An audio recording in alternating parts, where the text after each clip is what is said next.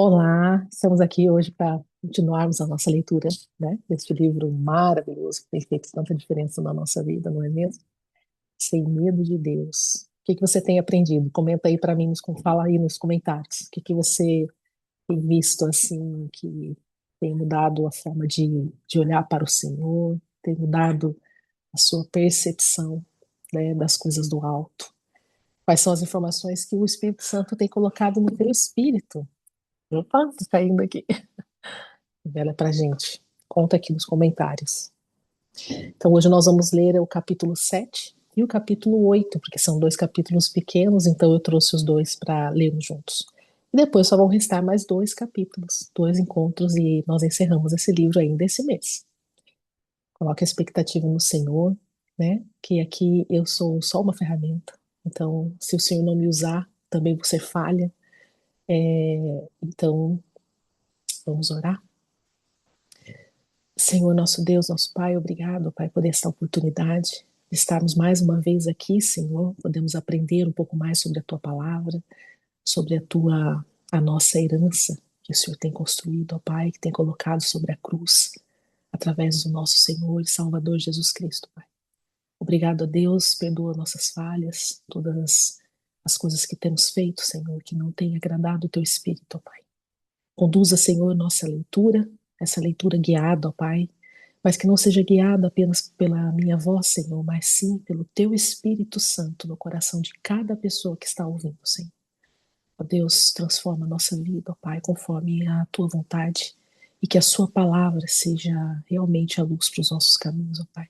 Em nome de Jesus. Amém. Deixa eu compartilhar com vocês as páginas que nós vamos ler. Meu Deus de Deus. Cadê aqui? O livro Senhor de Deus, capítulos 7 e 8. Muito bem, espero que vocês estejam vendo. Então vamos lá, hoje nós vamos ler sobre roupa e não coração, um tipo de justiça que não vem de Deus. Vamos lá, vou abrindo aqui assim para quem, aquele que não tem livro possa acompanhar também, né? Então vamos lá. Todos nós ajeitamos um pouquinho na hora de tirar fotos. Uma pose, um sorriso e pronto. Momentos registrados. Seja o culto, seja o culto, a festa, o almoço, a foto servirá para nos lembrar de tal momento. No entanto, por mais que a fotografia nos lembre do evento, ela nunca dirá como realmente foi. Já vimos fotos de festas em que as pessoas posaram com um sorriso e roupas bonitas, quando na verdade a celebração teve mais cara de um velório. Nesta época de redes sociais, como o Facebook, por exemplo, vemos pessoas posarem suas fotografias para fotografias em lugares tão lindos, cheios de tanta gente, e achamos tudo maravilhoso quando tudo aquilo pode não passar de mera glamourização e distorção do real. Enquanto os muitos se fotografam no palco, o coração pode ser, na verdade, a imagem de um casebre. Relatam riquezas quando a realidade é miséria. Mostram sorrisos quando o interior está em lágrimas. Não se engane com multidões. Beleza ou glamour, pois uma foto só mostra a aparência e não o coração. Estamos em uma sociedade de aparências, em que o externo é mais valorizado do que o interno, onde o que aparece é mais vital do que o coração. Essa visão se estende ao mundo religioso. Na verdade, percebemos a religiosidade como uma forma de apresentar o que não é. Religiosos são maravilhosos nos cultos, mas péssimos dentro de casa. São astros de púlpito e figurantes no dia a dia. Eles vomitam santidade, mas nunca a provaram. Cultuam o culto, mas não fazem um culto. Eloquentes nas esquinas, mas silenciosos no secreto. Você verá religiosos praticando algumas coisas corretas. Eles vão aos cultos, entregam seus dízimos, levantam suas mãos para adorar, mas o coração está distante de Deus. Sobre esse povo, Jesus disse: Este povo me honra com os lábios, mas o coração está longe de mim. Mateus 15:8. O coração do religioso está longe de Deus, mas desejoso de agradar os olhos dos homens. Jesus ensinou a fazer as práticas corretas de forma mais secreta possível. Observe a preocupação dele para que essas atitudes não fossem feitas diante dos homens. Guardai-vos de fazer as vossas boas obras diante dos homens. Para serdes visto por eles de outra sorte, não tereis recompensa junto ao Pai, ao vosso Pai, que estás nos céus. Quando, pois, deres esmolas, não faças tocar trombeta diante de ti, como fazem os hipócritas nas sinagogas e nas ruas, para serem glorificados pelos homens. Em verdade vos digo que já receberam a sua recompensa. Mateus 6, do 1 ao 2. E quando orares, não seja como os hipócritas, pois gostam de orar em pé nas sinagogas e às esquinas das ruas para serem vistos pelos homens. Em verdade vos digo que já receberam a sua recompensa. Mateus 6:5. Quando jejuares, não vos mostreis contristados como os hipócritas, porque eles desfiguram os seus rostos, para que o homem veja que estão jejuando. Em verdade vos digo que já receberam a sua recompensa. Tu, porém, quando jejuares, unge a tua cabeça e lava o teu rosto, para não mostrar aos homens que estás jejuando, mas o teu Pai, que está em secreto, e teu Pai, que vê em secreto, te recompensará. Mateus 6, do 16 aos 18. Os religiosos tocam trombetas, ficam nas esquinas e desfiguram o rosto para atrair a atenção dos homens à sua boa performance religiosa. Aqui fala sobre o evangelho da alta performance hoje, né? Temos que ter atenção a isso. Esmolas, oração e jejum não são para agradar a Deus, mas para serem mais populares na terra. O culto que a priori seria para Deus é voltado para a plateia que os assiste. Ou seja, falamos muito sobre cultuar deuses, né, que nós colocamos como trono no nosso coração. Só que o pior Deus que nós colocamos como trono no nosso coração é o Deus do eu próprio. Então aqui esse culto a priori seria mais voltado para uma plateia, para o seu ego, né, para o seu bem-estar, para a imagem. Então nós estamos colocando a nossa imagem, a nós mesmos no lugar de Deus. Por isso Jesus manda os discípulos para o secreto, para ter certeza de que você não é um religioso. Faça o que é correto onde ninguém vê. Talvez você não toque uma trombeta, mas ora um pouco mais alto quando tem alguém por perto. Pode ser que você não fique na esquina, mas usa um hashtag orando, para que todos saibam o quanto você é espiritual. Em suas conversas, fala do sacrifício que tem feito para todos admirarem sua renúncia pelo Evangelho. Aí o trono, né? O trono está onde? Quem é o Deus desse trono? Você pode perguntar, mas que mal tem isso? Bem, elogios virão e você pode se orgulhar do quanto é espiritual. Lembra que aqui em Mateus ele fala? Pois em verdade vos digo que já receberam a sua recompensa. Essa é a recompensa deles. Se orgulhem, né, de ser espiritual. Agora, nossa recompensa, ela vem dos céus, não é? Assim, você se encherá da própria justiça, da justiça própria, que ocupa o espaço que estava reservado para a justiça que vem de Deus. Em Romanos 10:3 diz assim: portanto, não conhecendo a justiça de Deus e procurando estabelecer a sua própria, não se rejeitaram a justiça de Deus. Esse versículo aqui nos diz tudo nele. Então, não conhecendo a justiça de Deus, procurando estabelecer a sua própria. Então, quem procura estabelecer a sua própria justiça? Aqueles que não conhecem a justiça de Deus. Então, por que que eles fazem isso? Exatamente por isso, porque não conhecem a justiça de Deus. Então, nós precisamos aprender com a palavra do Senhor o que é justiça de Deus. No Seminário Teológico Carisma, que é esse que eu fiz, e o livro que eu estou lendo aqui com vocês, tem uma matéria só sobre isso, é maravilhosa. maravilhosa para nós aprendermos de fato a justiça de Deus. Os judeus praticam a lei, faziam boas obras, praticavam, né, a lei, faziam boas obras e assim procuravam estabelecer a sua própria justiça. Nos evangelhos, Jesus percebe que muitos fariseus e escribas faziam boas obras em público, recebendo assim a admiração do povo. Aos mesmos, Jesus declarou que veio para os doentes e não para os sãos. A igreja tem que ser um hospital, né, gente, para pessoas doentes, não tem que ser um santuário de pessoas santas. Não que eles eram sãos, pois o pecado afetou todo o homem, mas porque eles se achavam sãos.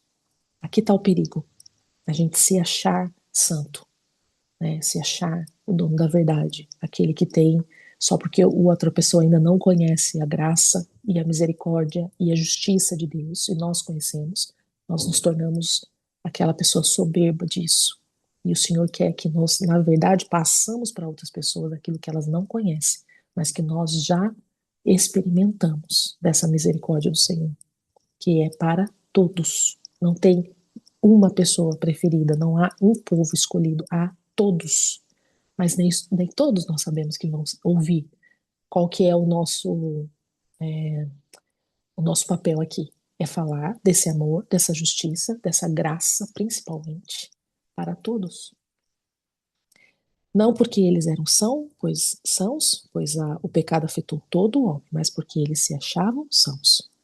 Sua justiça própria, baseada em suas obras, os levou a acreditar que eles já eram achados, quando na verdade estavam perdidos.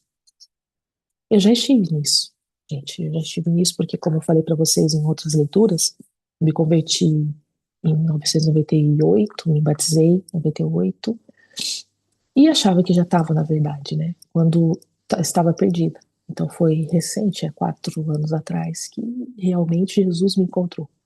Sabe aquela história que nós falamos, né? Encontrei Jesus, encontrei Jesus. Não, é verdade ele que nos encontra.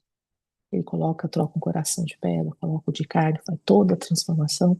E essa conversão de caminho, ela vai, nós vamos, o Espírito Santo vai aprimorando, né, na santificação a cada dia até o final da nossa vida.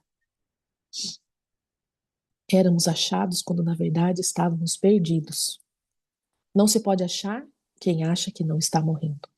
Desculpa, não se pode salvar quem acha que não está morrendo. Você não, você não pode perceber, você não pode receber a justiça de Deus se estiver cheio da sua própria justiça. Aqui, essa frase, olha, nós temos que ter muita atenção, principalmente quando há muita ira no nosso coração, quando nós andamos muito nervosos. O que está por trás da ira? É a injustiça. Então, toda vez que eu me sinto injustiçada por algo, ou alguém está sendo injustiçado, eu estou comprando essa briga para mim, a ira, né, a raiva, ela se transforma no nosso coração. Então, quando nós estamos irados, basta a gente pensar nessa forma aqui, né? Será que eu estou cheia da minha própria justiça? É por isso que o meu corpo está me dizendo isso, a minha mente está me dizendo isso, o meu espírito está me dizendo isso? Será que não é hora de entregar a justiça para o Senhor, me livrar deste peso que não é meu, que não cabe a mim? Por isso a Bíblia opõe em vários textos fé e obras.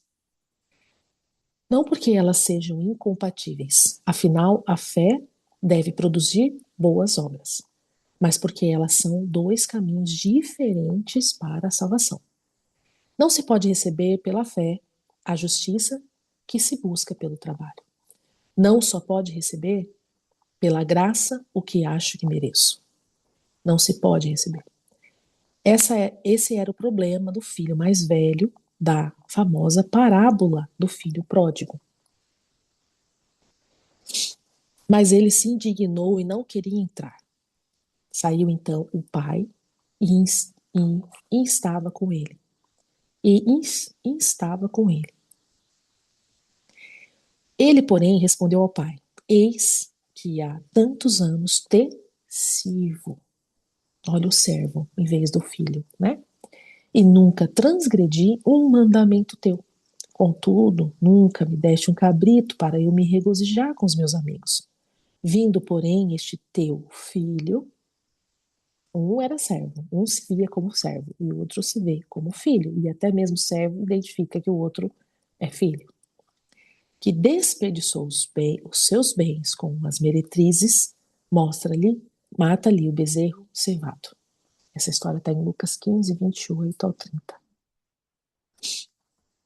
Repare que ele menciona antes de trabalho e nenhuma transgressão a mandamento. Uau, que menino! Esse menino merece. Na verdade, ele tem certeza que merece. Quantos anos de esforço para fazer um bom trabalho e de vigilância para não fazer nada de errado. Mas repare também que ele não está aí, nem aí, para a alegria do pai e para a volta do seu irmão. Ele está focado em criticar o irmão que está recebendo uma festa que não merece, quando ele nunca recebeu nenhum bezerro cevado. Olha lá, uma festa que não merece. Nós somos essa pessoa. Nós recebemos festas no céu enquanto não merecemos pela nossa conversão. Agora a resposta do pai é assustadora. Filho, não servo, filho, tu sempre estás comigo e tudo o que é meu é teu. Tudo o que o pai tinha era dele, porém, focado em sua performance, ele não desfrutava da graça. Olha o perigo que está quando nós buscamos justiça própria, quando estamos focados mais na performance. A gente não desfruta de graça. Já o filho pródigo, focado na graça, né? Quando ele falou assim, vou voltar porque na casa do meu pai ele alimenta até melhor do que os funcionários dele, né? Ele alimenta muito bem, então eu vou usar dessa graça que ele tem, até com os funcionários, e vou pedir para que ele me trate como. Então ele focou na graça, que é um favor imerecido, e não na performance. Estava na festa preparada pelo pai. Muitos hoje jejuam, oram, vão à igreja, mas não entendem por que não recebem as bênçãos. A verdade é que eles têm o que chamamos de espírito de mérito. Eles fazem por merecer. Eles pagam o preço. Se a bênção viesse a eles, seriam tomados de orgulho espiritual e não dariam, sinceramente, a glória de Deus. Eles fazem por merecer. Eles pagam o preço. Quem pagou o preço por nós? É Jesus, não somos nós. Por outro lado, tantos que ainda não têm performance adequada, mas que sinceramente estão querendo mudar, buscam a Deus e recebem porque estão baseados na graça e bondade divina. Se receberem, receberão a quem dar a glória. São duas coisas muito importantes que nós precisamos estudar na palavra de Deus. Todas são importantes, mas aqui neste texto nós vemos duas questões muito importantes a ser estudadas. A primeira é a justiça de Deus e a segunda é a graça de Deus. E não porque a segunda está em menos valor, mas só por uma forma de colocar aqui para vocês. As duas precisam andar juntas, justiça e graça, que é o tema desse livro principal que nós estamos lendo aqui. Precisamos buscar na palavra de Deus e aprendermos com o discernimento do Espírito o que significa a justiça de Deus e a graça de Deus. No seu coração tem que estar muito bem claro essas duas palavras em seu significado mais profundo no teu coração. Aqueles que estão focados em sua própria performance não conseguem enxergar a graça, mas existe algo que eles veem com clareza: o erro dos outros. A trave não impede de ver o cisco. Quem não está na festa do seu irmão critica o pai que a deu. Quem não dança com Davi pela arca da aliança, o criticará da janela da religião. Quem não glorifica a Deus pelo milagre, chamará Jesus de chefe de demônios.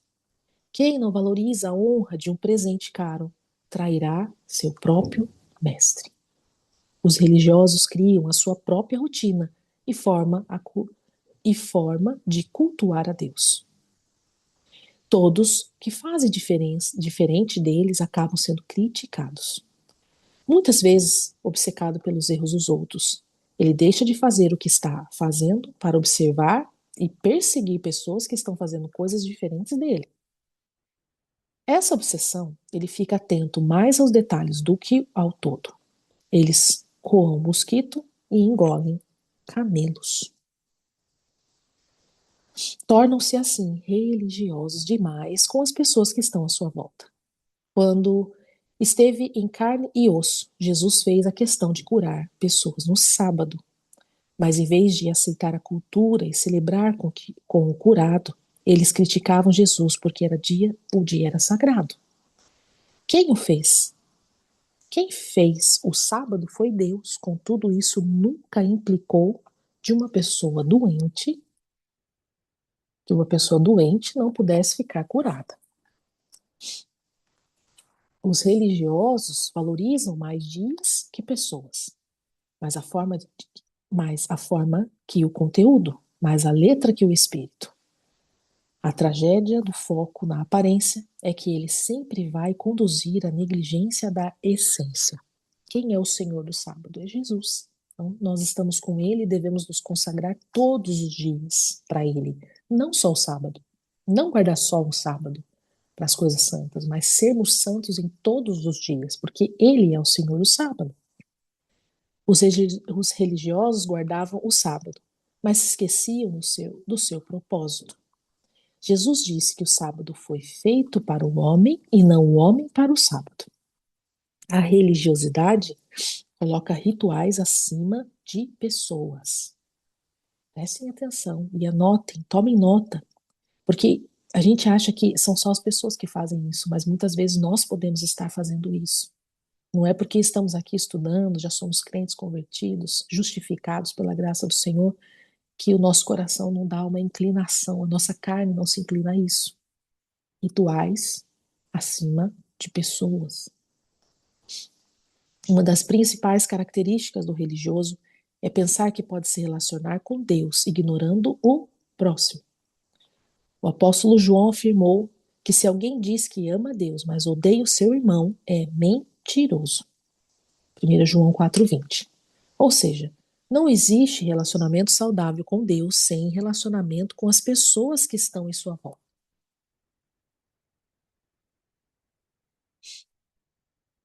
Jesus disse que se tivéssemos algo contra alguém, deveríamos resolver antes e depois entregar a oferta. Ou seja, a oferta e o relacionamento com o próximo precisam estar conectados. Estamos cansados de ouvir pessoas que estão na igreja adorando, mas não falam com o próprio pai há 5 anos. Dizimistas que maltratam a própria esposa. Pregadores que negligenciam os próprios filhos. Quando a fé cristã é considerada espiritual apenas por aquilo que fazemos para Deus, sem incluir as pessoas à nossa volta, ela é uma religião vã, impura e mentirosa. Antes de lermos esse texto de apóstolo Tiago, vamos voltar aqui, olha. E eu peço que o Espírito Santo testifique no teu coração.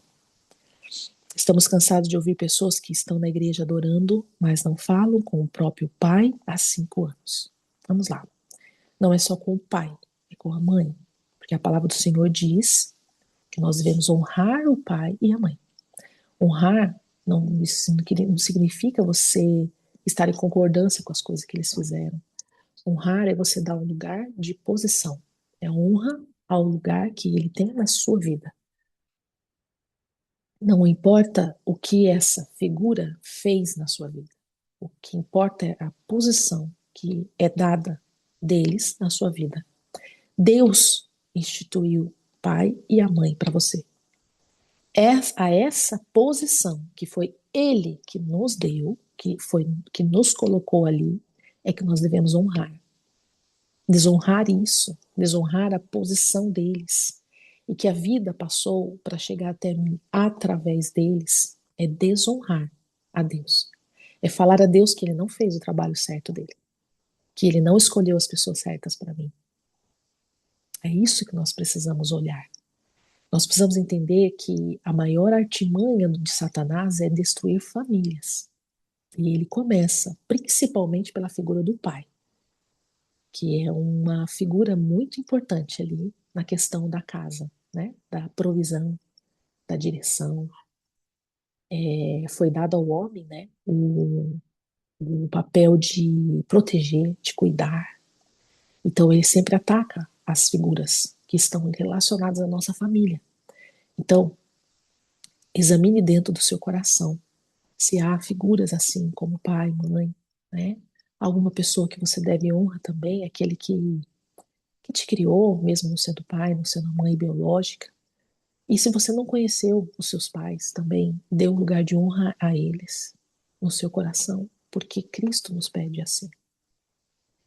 Certifique-se no seu coração se há mágoas, dores, rancores, raiva, qualquer sentimento que te tire da presença de Deus e entregue a Ele. Seja sincera a trazer na cruz a Jesus, no sangue de Jesus. Senhor, faça orações sinceras. Não consigo honrar ainda os meus pais.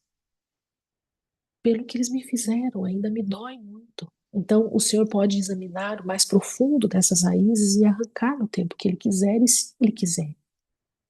Mas perceba que a desonra a isso, você não dar o lugar devido de posição na sua vida a essas duas pessoas que foram as duas pessoas principais para que você pudesse estar aqui, é desonrar a Deus, porque foi Ele que os escolheu. E não só para que você estivesse aqui, mas para que seus filhos estivessem aqui, para que seus netos estivessem aqui, não é verdade? Então, essas duas fontes nós devemos honrar. Honrar é dar um lugar no coração. Honrar é dar um lugar de pertencimento deles na minha vida. Eu tive um pai, eu tive minha mãe, eu não os conheci, por exemplo, não é meu caso, não os conheci, mas foi a posição que Deus colocou. E Deus sabe que é que se passou na vida deles para que eles não pudessem ter me criado. Deus é que sabe. Deus é que examina o profundo do coração e sabe todas as histórias deles antes e depois. Então entregue isso a Jesus hoje, né? Faça uma pausa, ore, examine o teu coração, peça para o Espírito Santo examinar o teu coração, o mais profundo, assim como Davi pede em Salmos. Entregue a Deus, seja sincera com Deus, e o Senhor, o Espírito Santo, vai testificando e vai te ajudando a liberar isso. Entregue a justiça a Deus, porque se os seus pais, assim como seus pais foram dirigidos, né, direcionados e posicionados por Deus para estarem na sua vida, para gerar em você, eles também são cobrados por isso, né? Nós, mulheres, nós, ou vocês, homens, não sei se tem homens assistindo, mas nós somos, a mulher é responsável da gerar, né, do gerar a vida, o homem, ele é uma figura de Deus na vida dos filhos, ele é uma figura, ele representa um pai, Deus Pai, ele representa um símbolo ali na vida dos filhos, e se ele for negligente com essas questões, ele também vai ser cobrado por isso. Então nós entregamos essa justiça ao Senhor, porque a justiça vem dele, porque ele conhece todas as coisas, não nós. E nos libertamos dessa ira, dessa mágoa, dessa rejeição, dessa amargura, dessa raiz de amargura que está dentro de nós.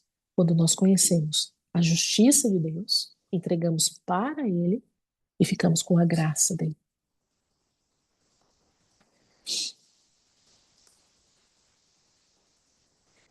O apóstolo Tiago nos fala da religião pura e sem mácula que devemos ter. Se alguém entre vós supõe ser religioso e não refreia a sua língua, antes engana o seu coração. A religião deste é vã. A religião pura e imaculada com Deus Pai é esta: visitar os órfãos e as viúvas nas suas tribulações e guardar-se da corrupção do mundo. Corrupção do mundo envolve tudo, envolve a corrupção da carne, a inclinação da carne, essas coisas que nós estávamos falando agora sobre ira, mágoa, sentimentos aí de amargura. Então, visitar os órfãos e as viúvas nas suas tribulações não significa literalmente só órfãos e viúvas, todas as pessoas que estão passando por tribulações, que precisam, às vezes, só de uma visita, de um ouvido amigo, não de uma boca, mas de um ouvido para ouvir, para acolher. O termo religioso no grego é, ai meu Deus, vamos lá, tres, treskeia, sei lá, deve ser esse, que se refere a uma expressão externa da crença. Religião é a forma como expresso o que creio. Olha aí, uma coisa bem interessante para você anotar. Religião é a forma como expresso o que creio. O culto que presto à divindade em que acredito. Tiago nos diz que o jeito certo de expressar a minha crença constitui em refrear a língua, que nós podemos ver na palavra do Senhor também, que fala muito sobre a língua, né? Nós conseguimos fazer muitas coisas, conseguimos, mas não conseguimos frear a própria língua. Cuidar do necessitado e manter-se santo. Corrupção do mundo, manter-se santo.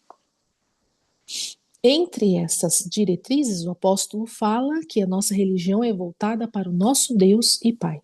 Essas duas conotações ao Senhor ensinam a verdadeira religião. Não diz respeito a nós, ela é fruto de uma vida voltada para Deus e sua vontade. Não é como pensamos, mas como Ele pensa. Contudo, esse Deus é o nosso Pai e que nos fala de um relacionamento de filhos. Por isso, nunca teremos uma religião pura enquanto Deus não for chamado de Pai.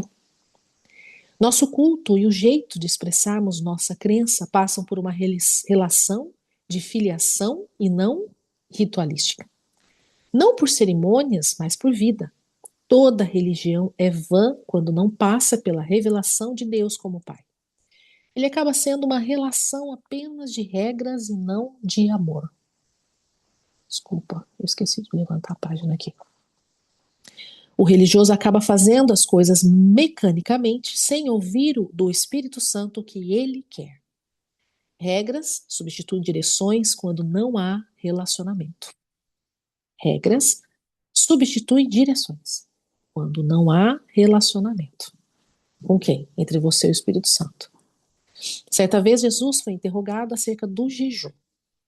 Então vieram a ter com ele os discípulos de João, perguntando: por que é que nós, os fariseus, jejuamos, mas os teus discípulos não jejuam? Respondeu-lhes Jesus, nosso amado Jesus. Podem, porventura, ficar tristes convidados às núpcias enquanto o noivo está com eles? Dias virão, porém, em que lhes será tirado o noivo, e então hão de jejuar. Ninguém põe remendo de pano novo em vestido velho, porque semelhante remendo tira parte do vestido e faz-se maior a rotura. Nem se deita vinho novo em odres velhos. Do contrário, se rebenta. Derrama-se o vinho e os odres se perdem. Mas deita-se vinho novo em odres novos, e assim ambos se conservam. Mateus 9, 14 ao 17. Naquele período, o noivo, que era Jesus, né, estava na terra. O próprio Jesus estava andando com eles, e embora jejuar seja uma ação correta, esse não era o momento de jejuar. Por 3 anos, os discípulos não jejuaram. Para a religiosidade, isso é um absurdo, mas essa foi a direção do Mestre para os seus discípulos. O dia de jejuar irá chegar quando ele deixar-se a terra. Religiosos não ouvem a Deus para discernir os tempos. Eles querem apedrejar quando é chegado o tempo de perdoar. Querem oferecer sacrifícios quando o sacrifício perfeito já foi oferecido pelo sumo sacerdote, que é Jesus Cristo. Querem cultuar um templo de pedras quando havia um templo de carne e ossos. O problema não é discernir os tempos, é que tomamos as ações corretas. É que não tomamos as ações corretas. Quando agimos fora do tempo, é como colocar remendo de pano novo em veste velha, ou vinho novo em odre velho. Não conseguimos reter o que é de Deus usando práticas antigas em novos tempos. Não estamos com isso querendo relativizar ações corretas, porém, quando se anda com Deus, é preciso estar atentos às mudanças. Jejum sempre será a prática correta, mas os discípulos não deveriam jejuar. quando o noivo estava com eles, porque o seu foco deveria estar inteiramente voltado para o Mestre. Contudo, chegaria o tempo em que eles jejuariam. Só porque uma prática é correta, isso não nos exime de buscar fazê-la no tempo certo e com a motivação correta. Forma, tempo e motivação correta são os fortes do religioso. Do religioso. Ele só quer fazer. Não são os fortes do religioso, não são. Ele só quer fazer. Para ter essa sensibilidade, é necessário que o cristão tenha intimidade com Deus, que viva como um filho. A intimidade com o Espírito Santo vem, né, dessa questão de que você se ver e sentir ser, né, se ver como filho de Deus, ter intimidade com Deus. Como que eu tenho intimidade com Deus? Oração, leitura da palavra. São as disciplinas, né, espirituais que Paulo nos deixa nas cartas. Oração, jejum, leitura da palavra, conexão com os irmãos, né, com o corpo de Cristo, enfim. Muitas vezes não há espaço para relacionamento com Deus, porque o religioso está muito atarefado com o ministério. Ele está tão atarefado com o reino que está esquecido do rei. Adora mais a criatura do que o Criador, né? Já lemos sobre isso. Ele se distrai tanto com o trabalho que se irrita com as Marias que querem intimidade. Muitas vezes, do barulho do trabalho, não ouvimos o sussurro da voz de Deus. Não paramos para ouvir porque, afinal das contas, temos muito a fazer.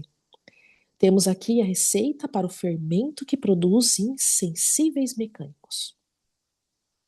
2 medidas de trabalho, sem nenhuma pitada de relacionamento. Quantas vezes nós vemos as pessoas com uma boa intenção, a intenção de servir o ministério, né? A intenção de estar servindo o corpo de Cristo, de fazer parte do ministério, mas não tem relacionamento com as pessoas. Não fala um bom dia, quando você chega perto, vira cara. Entendeu? É uma coisa assim que é a própria inclinação da nossa carne que faz isso, não é julgar as pessoas por isso, é pensar que elas podem estar sendo religiosas, uma cegueira espiritual, que é não conhecer sobre justiça e graça de Deus. É por isso que estudar a palavra é tão importante. É claro que nos estudos não há como comparar hum, com o discernimento e a revelação que vem do Espírito. Porque quando você está lendo a palavra, o Senhor pode te revelar muitas coisas que você está lendo ali. Né? Ele pode revelar, ele coloca aí do teu espírito a impressão daquilo que ele está falando, a revelação daquilo que ele está falando. E isso é muito, muito grandioso. Mas o estudar a palavra, o contexto que ela foi escrita, fazer exegese do texto, tirar uma boa, fazer dessa questão da hermenêutica, exegese e tudo mais, para podermos entender qual era o sentido que estava falando naquela época, quais eram os tempos, para quem estava sendo falado, qual era a situação da hora, e como que eu posso aplicar isso hoje para mim.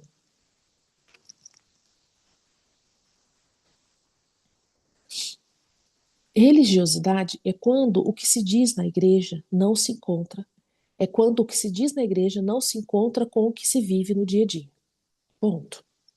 Se fosse para resumir tudo que nós estamos lendo, é essa frase. Religiosidade é quando se diz na igreja e não se encontra o que se vive no dia a dia. Estou servindo o ministério na igreja, estou trabalhando porque eu acho que na minha ignorância de não conhecer a palavra do Senhor direito, eu acho que eu vou fazer algo para que o Senhor me perdoe, ou porque goste mais de mim, ou porque me abençoe mais, não sei. Mas eu saio de lá e não sou capaz de servir aquele ministério fora da igreja, por exemplo, um exemplo, né? Que tem vários. Então, isso é religiosidade. Eu tenho que ter um ministério. A minha vida é um ministério. Se eu não posso servir um ministério dentro de uma igreja, é porque eu posso servir fora da igreja.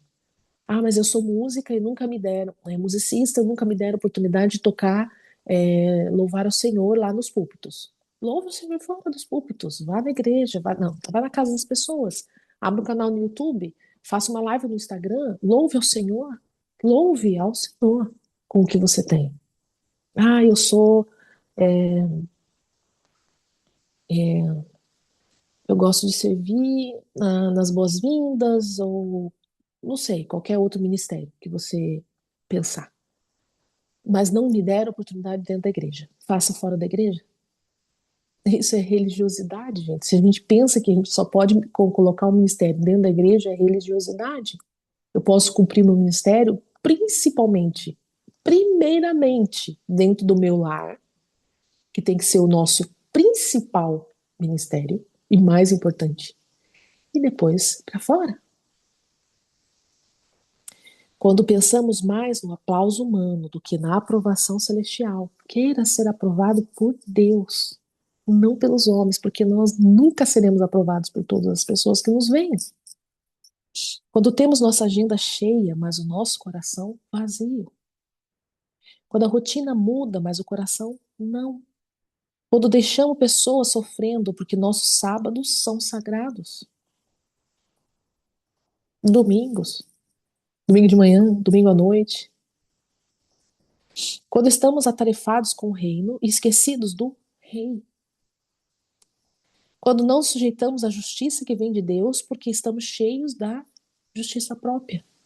Enfim, religiosidade é quando decidimos colocar a roupa e não o coração do cristianismo. É essa parte aqui.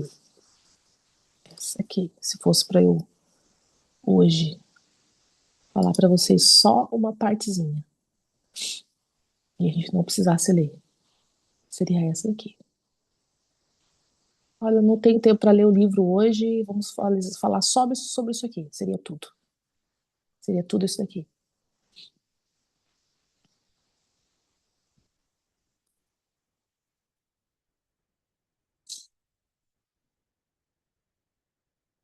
Agora nós vamos iniciar o capítulo 8. Tempo de você tomar sua água, fazer uma pausa aí nesse vídeo, enquanto eu tomo aqui no meu também.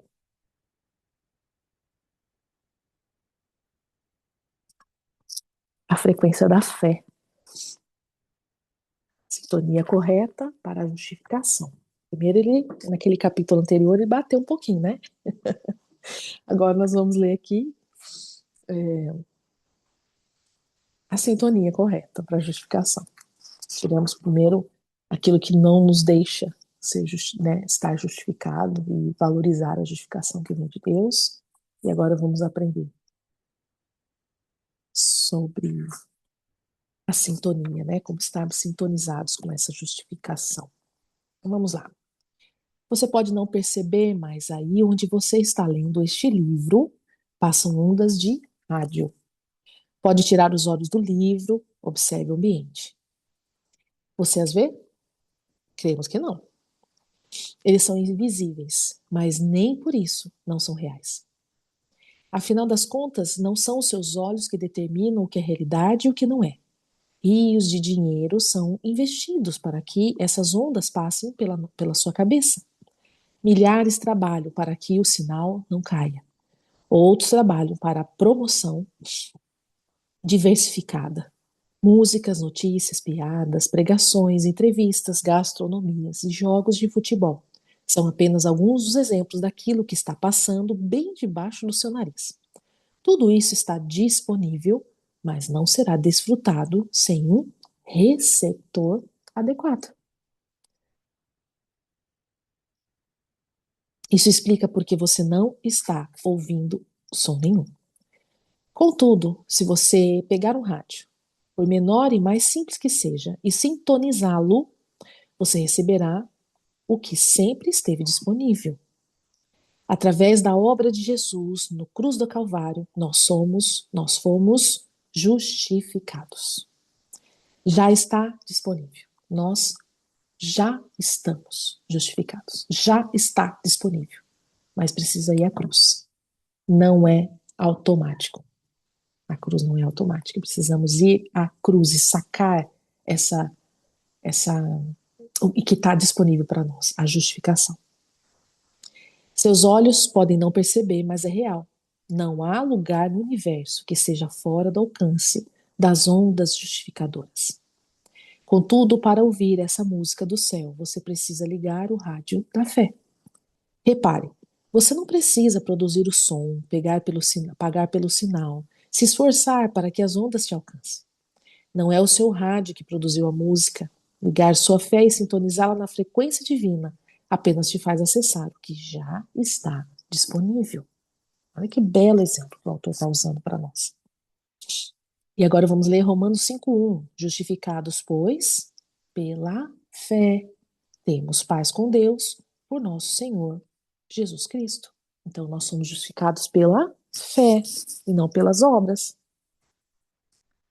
Como vimos, justificação é fruto da obra de Cristo, oferecida de graça e não pode ser recebida por meio da religiosidade ou da justiça própria.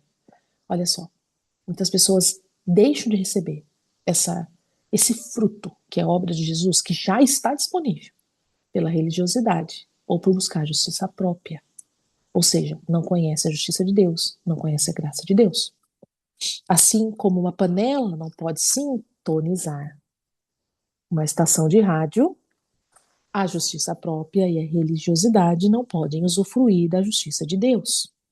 A fé é o canal pelo qual recebemos a justificação. Essa fé é gerada através de ouvir a palavra de Deus. Está em Romanos 10:17. Ou seja, quando ouvimos a respeito daquilo que Jesus fez por nós, que suas ondas de perdão e misericórdia estão disponíveis, a fé vem. Você não terá fé por suas experiências, sentimentos ou pela opinião das pessoas. A fé vem pelo ouvir a palavra de Deus e aceitá-la como verdade para a sua vida. Quanto mais você ouve, né, mais você aceita ela como verdade da sua vida. Ela vai transformando. A palavra de Deus é como uma semente. Nós somos o solo. A terra não produz fruto sem que haja uma semente. Somente a palavra de Deus tem o poder de gerar fé em nosso coração. Então a fé vem pelo ouvir, porque a palavra de Deus é a que gera fé no nosso coração. Então eu não tenho fé, eu não creio, eu não consigo entender. Então começa a ler a palavra de Deus, começa a ouvir a palavra de Deus. É o que nós estamos fazendo aqui, né, gente? Muito bom, graças a Deus, pela graça de Deus. A nossa responsabilidade, contudo, é ouvir do jeito certo.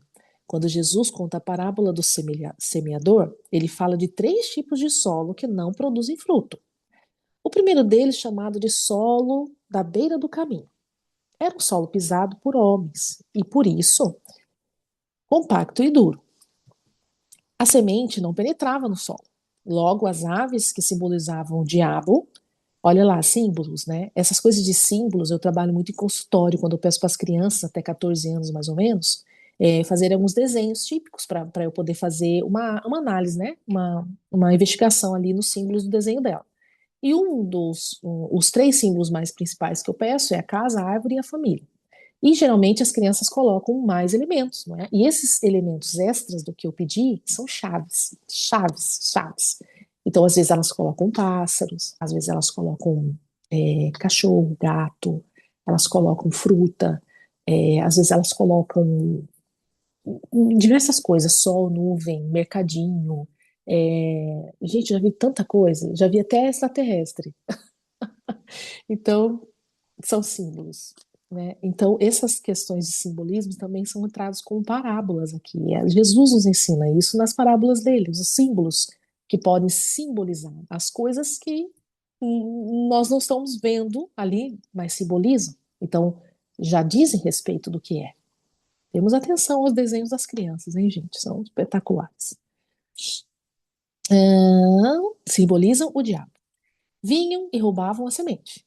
Ok? Nós estamos falando de um solo que é batido, aqueles bem, bem duro, que a semente cai, então ela não penetra, porque está pisado, e aí os pássaros vêm, pega a semente, que simboliza o diabo. A semente não penetra no solo. Ok. 2 solos mencionados, esse é o único no qual o diabo interfere.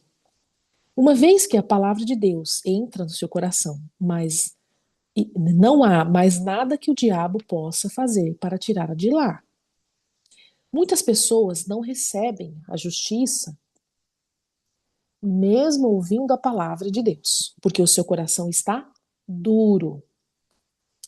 Lembra que eu falei, né? O Senhor nos tira o coração de pedra, nos dá o coração de carne. Pedra carne.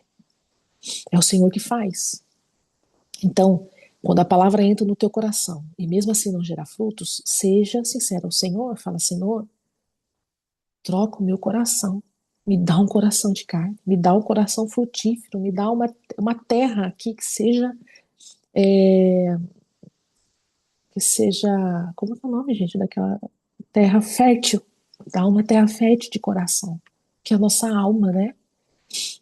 Pisado por homens e endurecido pelas circunstâncias da vida, ele não consegue se abrir pelo amor. Olha lá, pisado por homens e endurecido pelas circunstâncias da vida. Ele não se consegue abrir pelo amor. Pisados por homem. Aí vem essas histórias do pai e da mãe, daquelas pessoas que fizeram mal para nós, dos bullying que nós sofremos, de tudo aquilo que os homens foram fazendo pelas obras de Satanás, né?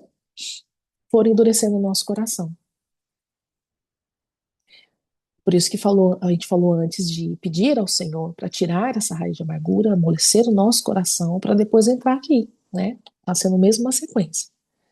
A graça parece boa demais para ser verdade. Eles acham que tem que merecer para receber. Não entende o significado da graça.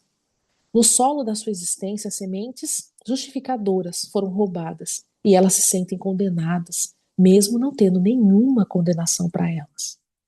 Aqui eu tenho um testemunho assim, bem pequenininho também para contar para vocês. Quando eu, há 4 anos atrás mais ou menos, eu realmente, né, recebi esse coração de carne, e me arrependi de muitos pecados que o Senhor trazia à minha mente para eu poder confessar a Ele, confessar a outras pessoas, que isso é muito importante também. Graças a Deus tive essa oportunidade e ainda tenho, sempre que o Senhor me traz alguma coisa à memória. Eu passei assim praticamente um ano pedindo perdão para o Senhor, sabe? Mesmo reconhecendo tudo, já entendendo que o, o arrependimento genuíno, liberado o perdão imediatamente, eu não acreditava que Deus podia ter me perdoado, né? Porque eram muitas coisas ruins, muitas coisas má, muitas promiscuidade, muita idolatria no coração, muita coisa, muita coisa. Eu fiquei um ano pedindo para o Senhor, porque eu não conhecia a graça. Não conhecia a graça. E depois de um ano, o Senhor me mandou na mesma palavra no qual ele me mostrou o perdão dele, ele me mostrou na mesma palavra que eu precisava me perdoar porque eu não era maior que Deus. Tá aí mais um trono que ele tirou do meu coração, o trono de mim mesma. Achar que eu tenho que me condenar, quando Deus já não me condena mais. Então examine através desse meu testemunho, que foi breve, um dia eu posso contar ele com mais detalhes, para quem se interessar. Examine no seu coração se há algum pecado que você já reconheceu, já confessou, Senhor, e que ainda você não se perdoou. E aí você pensa assim: será que eu estou aqui colocando um trono no meu coração? De que eu sou mais justa? Que o Senhor não me justificou? Que a justiça não vem dele, vem de mim? Então eu não mereço ser perdoada? Eu não me sinto merecedora? Né? Não merecedora, mas porque graça é imerecido. Mas não me sinto perdoada, não me perdoo.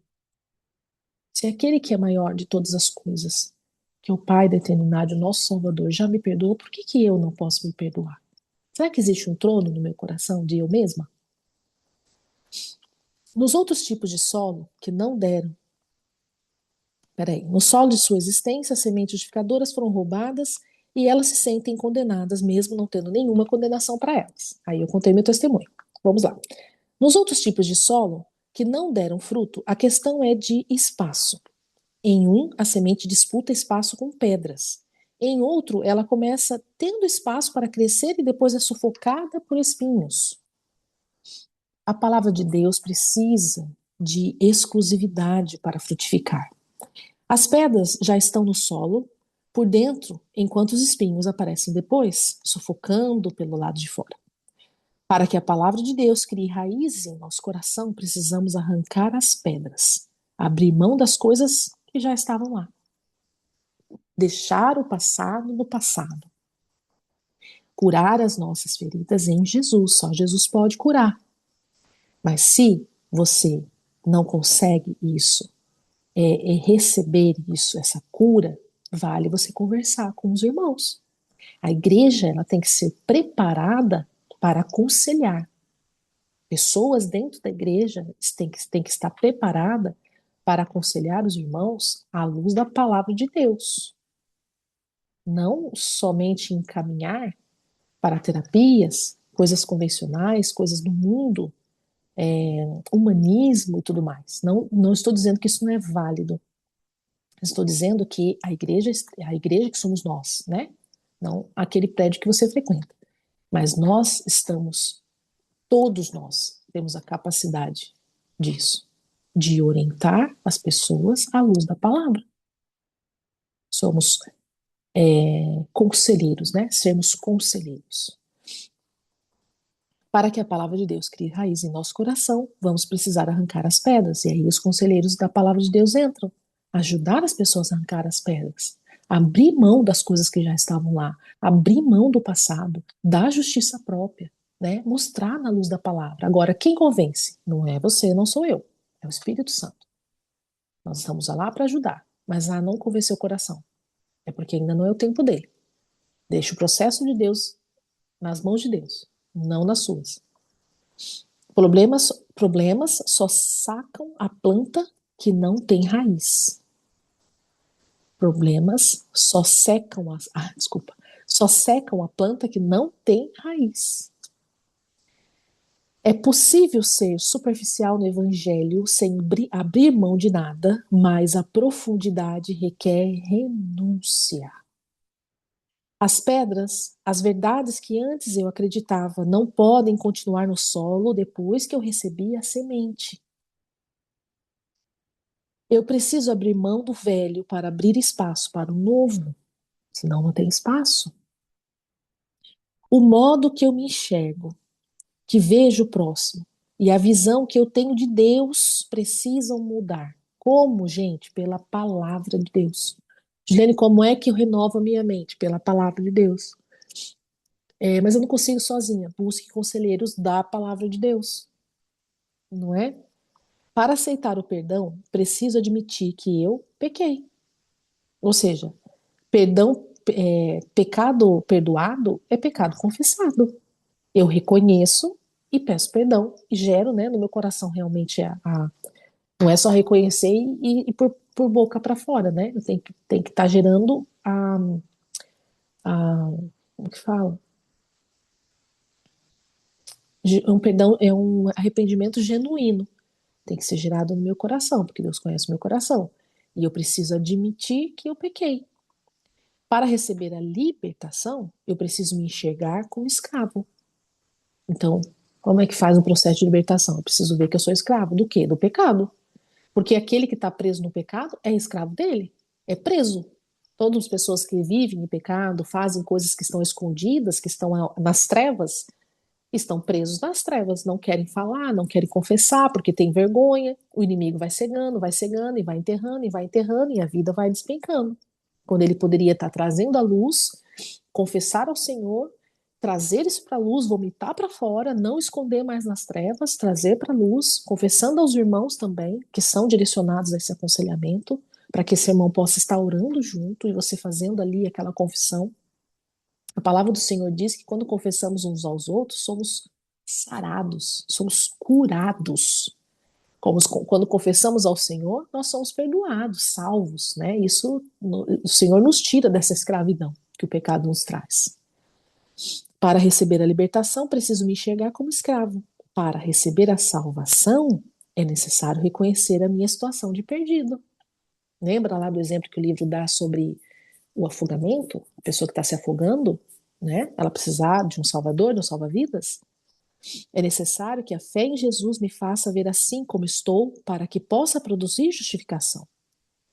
Vamos lá ler de novo. É necessário que a fé em Jesus me faça ver assim como estou, para que possa produzir a justificação.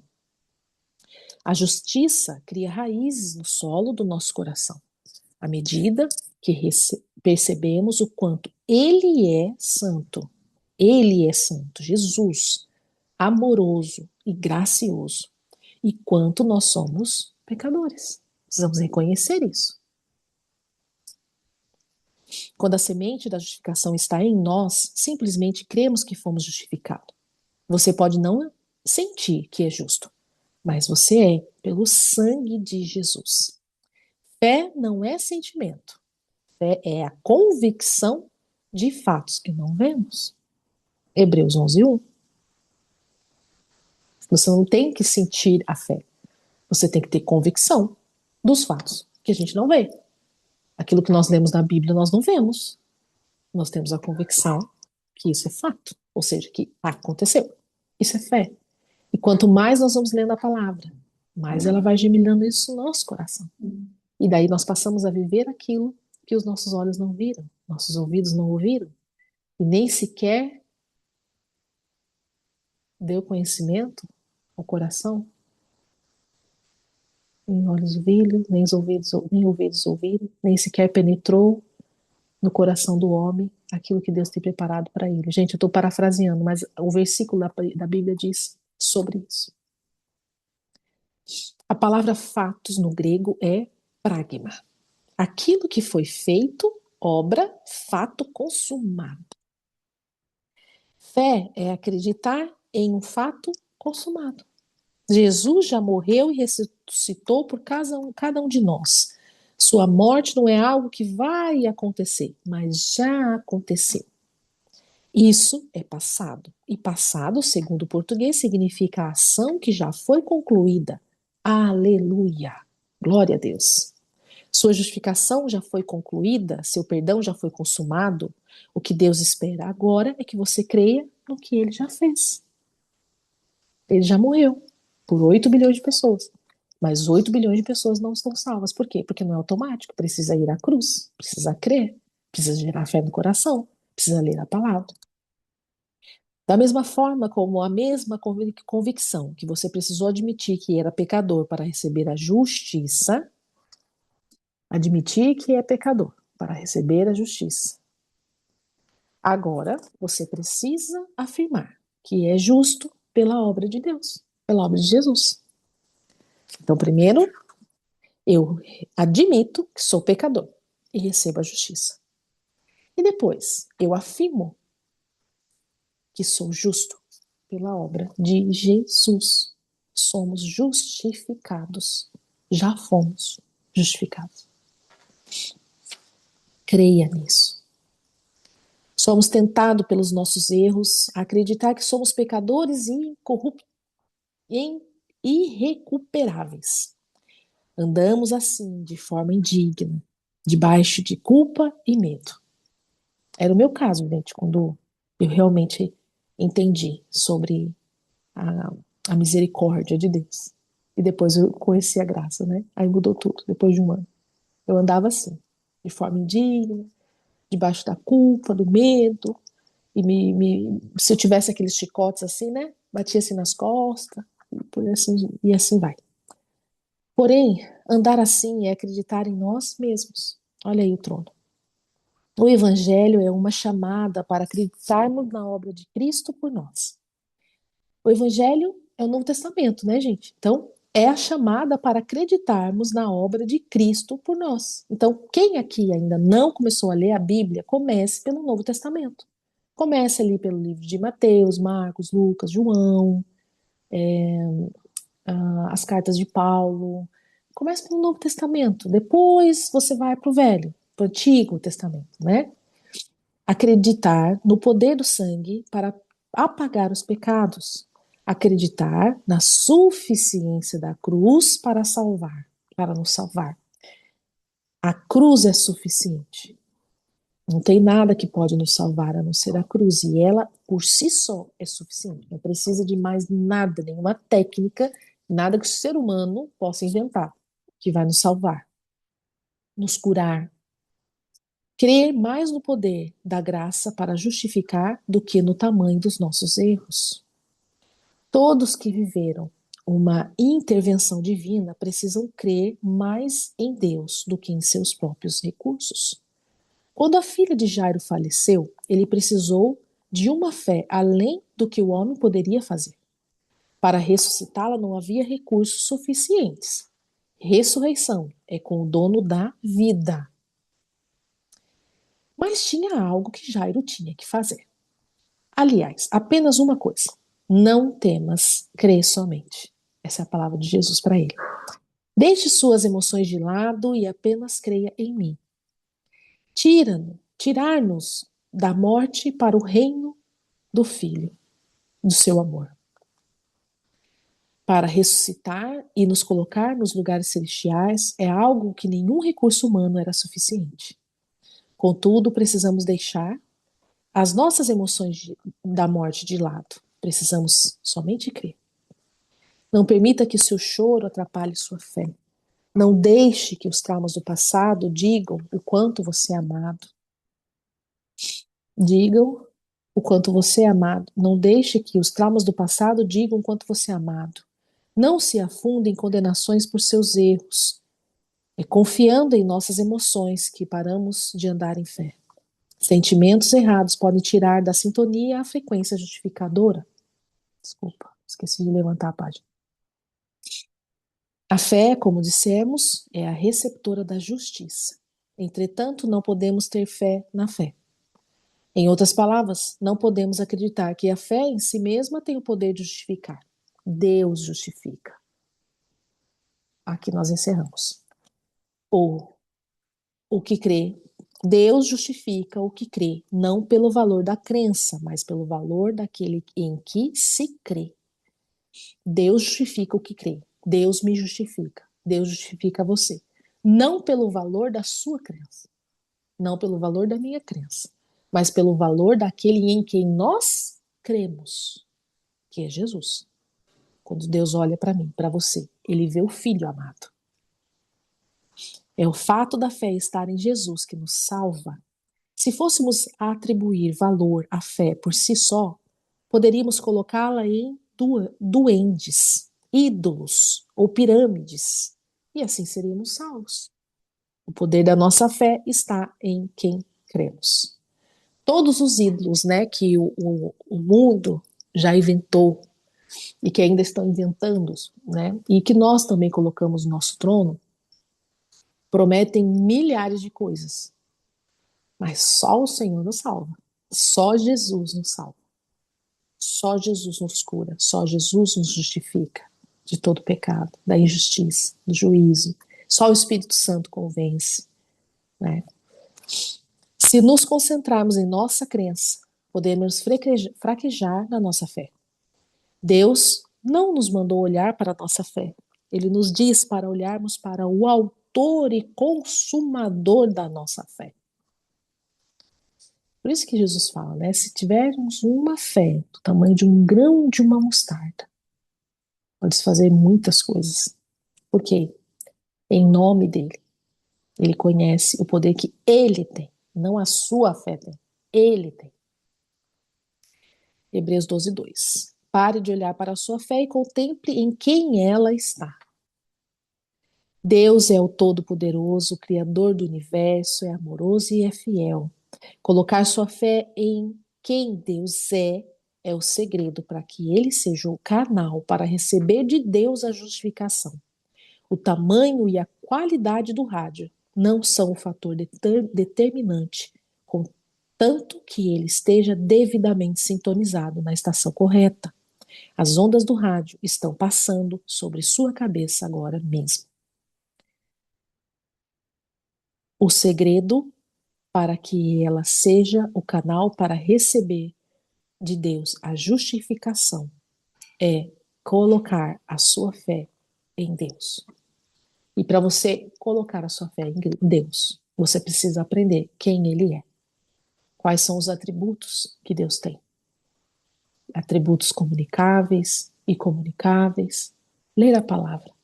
Conhecer o Todo-Poderoso, o Criador do Universo, o amoroso, e Ele vai se revelar para você de formas diferentes do que Ele se revela para mim, do que Ele se revela para qualquer outra pessoa aqui. Ele pode se revelar de forma diferente. Então conheça quem Deus é. Aumente a sua fé nele. Se baseie nas obras da cruz. Aquilo que ele pode fazer, não o que a sua fé pode fazer, o que ela pode gerar, porque ela pode ser petitica. Quem é grande é a fé em quem você tem. Né? Espero que essa leitura transforme o seu coração, como está fazendo aqui comigo agora. Como eu disse, essa é a segunda vez que eu leio o livro, né? A primeira foi no Carisma, do ano passado. Agora eu estou fazendo o Master. E essa é a segunda vez que eu leio aqui com vocês. E o Senhor tem entregue coisas novas. E eu sei diferenciar quando são palavras minhas e quando é Ele que está colocando na minha boca, porque meu coração se preenche, porque é como se eu estivesse falando para mim mesma. E estou também. E Ele está. E eu senti no coração agora, aqui, fazemos uma oração final. Então feche seus olhos e acompanhe comigo essa oração. Faça aí a sua oração também. Senhor, nosso Deus, nosso Pai, obrigado, ó Pai. Obrigada porque estamos podendo aprender mais da tua justiça, Senhor, e da tua graça, da tua misericórdia, da tua bondade, Senhor. Obrigado, Deus, porque o Senhor deixou no manual da vida, que é a palavra de Deus, que é a Bíblia, a graça no Novo Testamento, conhecemos a todo tempo, e entendemos o que é graça também com o Velho Testamento, o Antigo Testamento. Obrigado, Deus, por girar isso no nosso coração, por nos dar essa oportunidade de estarmos aqui agora sentadas, ouvindo a tua palavra, enquanto o Senhor cuida das nossas coisas, nós estamos aqui aprendendo mais de ti. Obrigada, Pai, por ter nos escolhido. Porque quando nós aceitamos Jesus como nosso único suficiente Salvador, não somos nós que aceitamos, Ele que nos vê, é Ele que nos acolhe, é Ele que nos chama, é Ele que nos dá o Espírito dele para que possamos caminhar aqui na terra conforme a vontade dele. Esse relacionamento precisa existir, Pai. E nós sabemos, Senhor, que o inimigo tem trabalhado desde o início da humanidade, através de Adão e Eva, a destruir as famílias, Pai. Nós sabemos, Senhor, que se o inimigo atentar com a figura do Pai, ele está nos trabalhando, ele está nos afastando da paternidade. Não porque o Senhor nos afasta, mas porque nós acreditamos numa paternidade terrena e achamos que isso é símbolo da paternidade divina. Senhor, o inimigo também sabe que quando ele afeta nosso relacionamento com o Espírito Santo, ele também, ao contrário, quando ele afeta o nosso relacionamento com a nossa mãe, que é aquela responsável por nos levar até o nosso Pai, ele também afeta o nosso relacionamento com o Espírito Santo, porque a mãe simboliza isso. Então, Senhor, gere no nosso coração, Pai, esse temor ao Senhor e essa honra aos nossos pais. Ó Deus, e neste momento também, Senhor, eu peço, ó Pai, que o Senhor esteja gerando no coração de cada uma que está assistindo a honra e a necessidade de orarmos pelos nossos pais, por aqueles que, pela graça e misericórdia, ainda estão vivos, que possamos orar por eles, que possamos pedir para que o Senhor alcance o coração deles, aquele que não são convertidos ainda, que ainda estão no mundo das trevas, que ainda estão presos no pecado, que ainda estão acorrentados às obras do mal, que ainda vivem pecados de promiscuidade, de idolatria, feitiçaria, todo pecado, Senhor, que entristece o teu coração, ó Pai. Que possamos orar e interceder pelos nossos pais. Assim como muitos personagens, pessoas aqui que nós aprendemos da tua palavra, Abraão, Moisés, Jeremias, muitos clamaram pelo povo, pela família, que possamos ser nós a nos colocarmos nessa fenda e clamarmos pela nossa família, pelos nossos filhos, que aprendamos a guerrear espiritualmente, não contra as pessoas, mas contra as trevas, que possamos orar e clamar por misericórdia, por graça, para que eles possam conhecer o teu caminho, para que eles possam se arrepender dos seus maus caminhos. Ó Senhor, eu te peço, ó Pai, em nome de Jesus, coloque isso no coração de cada pessoa que está assistindo, que elas possam orar pelos seus familiares, pelos seus irmãos, pelos pais, pelos avós, pelos tios, por todos qual o Senhor colocar no coração deles, principalmente por aqueles que nos fizeram mal, Senhor. O Senhor sabe, ó, quem é ali que cada um que o inimigo usou como pivô para destruir a paternidade divina e o relacionamento do Espírito Santo na vida de cada um. Possamos orar por essas pessoas, ó Pai.